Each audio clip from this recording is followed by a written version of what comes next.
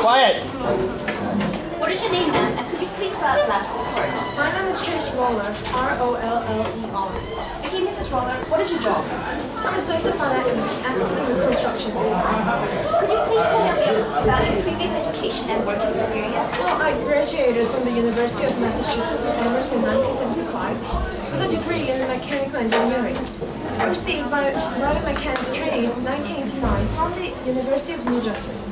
I graduated from the Northeastern University Accident Reconstruction School in 1990 and received my certification in accident reconstruction. I also attended accident injury, biomechanics and prevention training in 1994 from the University of Connecticut School of Medicine. At this point, Your Honor, I'd like to certify this witness as an expert in this field. How much were you paid for by the defendant in this trial? As usual, I earned $200 per hour with my client, and I have charged them a total fee of $2,500. Okay, what did you investigate for in this case?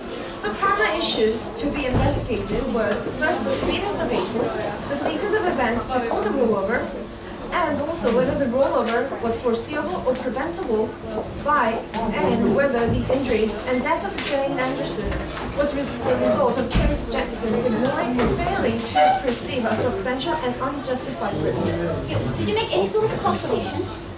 Well, I accumulated the data necessary for my conclusions, which include not only the items derived from my investigation, but also information concerning the weight of the vehicle, statistical information concerning the center of gravity of the vehicle, and comparable tools and opinions of the coroner concerning the injury suffered by Jane Anderson.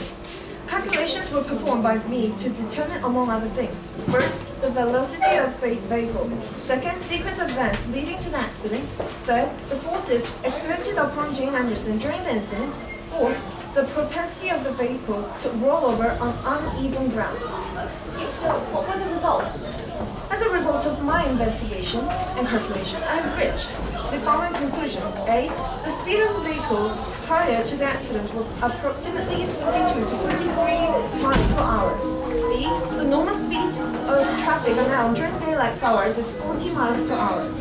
C. A vehicle traveling at 30 miles per hour on hour would be unsafe. It would impede normal traffic flow.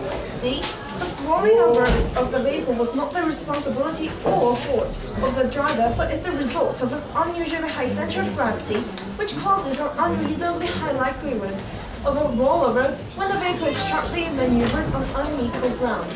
Okay, at this point, Your Honor, I'd like to enter this exhibit as evidence to the court. Opposing counsel? From the opinion of an expert, what do you conclude from the accident? It is my opinion that it's absolutely not the Terry Jackson's fault. In fact, I believe that Terry Jackson would have successfully avoided any mishappening if not for the manufacturer of the vehicle constructing it to have a dangerously high center of gravity.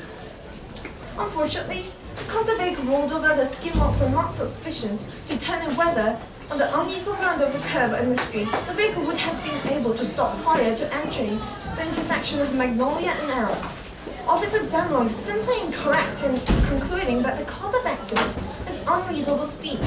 Further, without the rollover, it is my opinion that Jane Anderson would not have been thrown from the vehicle, even considering that she was not wearing a seatbelt. Although it's written on manuscript, the manufacturer should not expect people to be careful about something that the manufacturer could have corrected by redesigning the car to have a lower center of gravity. I acknowledge that neither the US government nor any court, to my knowledge, has found the Suzuki to be unreasonably dangerous. Nevertheless, just because it has not happened, it does not mean it is not true. Okay, that'll be it, Your Honor. Okay, thank you.